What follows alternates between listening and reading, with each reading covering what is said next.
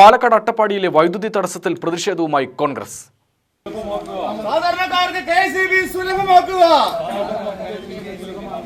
KSEB ഉപരോധം സിന്ദാബാദ്. KSEB ഉപരോധം സിന്ദാബാദ്. National Congress സിന്ദാബാദ്. National Congress സിന്ദാബാദ്. കൽക്കണ്ടി, കള്ളമല, ചിണ്ടക്കി, മുണ്ടൻപാറ തുടങ്ങി അട്ടപ്പാടിയിലെ 10-ലധികം ഉന്നതികളിൽ വൈദ്യുതി തടസ്സപ്പെട്ടിട്ട് ഒരാഴ്ച പിന്നിട്ടു. ദിവസങ്ങൾക്ക് മുൻപ് 110 kV ലൈനിൽ മരം വീണതിനെ തുടർന്ന് അട്ടപ്പാടി മുഴുവൻ ഇരുട്ടിലായിരുന്നു. പിന്നീട് വൈദ്യുതി പുനഃസ്ഥാപിച്ചു.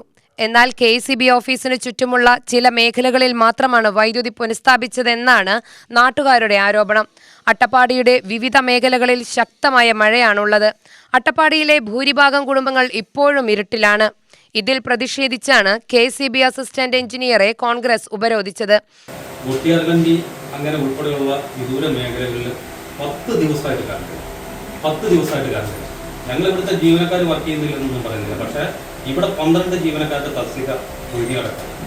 അതോടൊപ്പം തന്നെ ഉന്നത ഉദ്യോഗസ്ഥർ ഈ കൃത്യമായിട്ട് മഴക്കാലത്തിന് മുമ്പ് ചെയ്യേണ്ട പ്രവർത്തനങ്ങൾ ഇവിടെ ചെയ്തിട്ടുണ്ട്.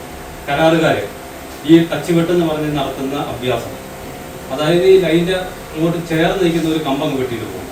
ഈ ലൈൻ പോകുന്ന വഴി ക്ലിയർ ചെയ്യാൻ ഇതുവരെ തയ്യാറായിട്ടില്ല. നമുക്ക് ആ ഓടിച്ചെല്ലാനുള്ള ഒരു സമയദൈർഘ്യമുണ്ട്. അപ്പോൾ നമുക്ക് അത്രയും ദൂരം യാത്ര ചെയ്തു പോയി ആ കംപ്ലയിൻറ്റ് അറ്റൻഡ് ചെയ്ത് തിരിച്ചു വരാനുള്ള സമയം, വേറെ സ്ഥലത്തേക്ക് പോകാനുള്ള സമയം, കുറേ സമയം എടുക്കുന്നുണ്ട്. ഈ സമയം കാരണം നമുക്ക് കുറേ സ്ഥലങ്ങളിൽ കംപ്ലയിൻറ്റ് അറ്റൻഡ് ചെയ്യാൻ പറ്റാതെ നമുക്ക് എന്താ പറയുക കംപ്ലയിൻറ്റ് പിന്നെയും പെൻഡിങ് വരുന്നു.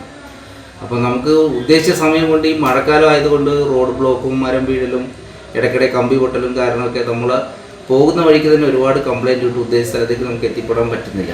അപ്പോൾ അങ്ങനെ വരുന്നതുകൊണ്ട് എല്ലാവർക്കും ഒരുമിച്ച് നമുക്ക് സപ്ലൈ റീസ്റ്റോറേഷൻ കഴിയില്ല.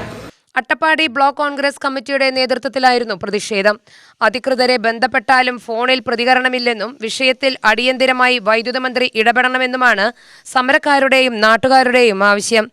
ഒരു ചെറിയ മഴ വന്നു കഴിഞ്ഞാൽ അന്നേരെ അട്ടപ്പാടി ആകെ ഇരുട്ടിലാണ്. ഇന്നിപ്പോൾ 9-10 ദിവസമാകാൻ പോവുകയാണ്. അപ്പോൾ നമ്മൾ നമ്മുടെ വീട്ടിൽ മഴക്കാലമാകുമ്പോൾ എന്ത് ചെയ്യും? അമ്മച്ചിമാരൊക്കെ മുൻകൈ എടുത്ത് ആ മഴക്കാലം വരുന്നു എന്നറിയുമ്പോൾ അവിടെ വിറകും മറ്റും ആവശ്യത്തിലധികം വിറക് ഉൾപ്പെടെ വെട്ടി ശേഖരിച്ചു. ഇത് മഴക്കാലം വരുമ്പോഴാണ് തോട്ടിയെടുക്കാൻ പോകുന്നത്. അതുപോലെ ടച്ച് വെട്ടലും കാര്യങ്ങളൊക്കെ ഒരിക്കലും നല്ല രീതിയിൽ നടത്താറില്ല.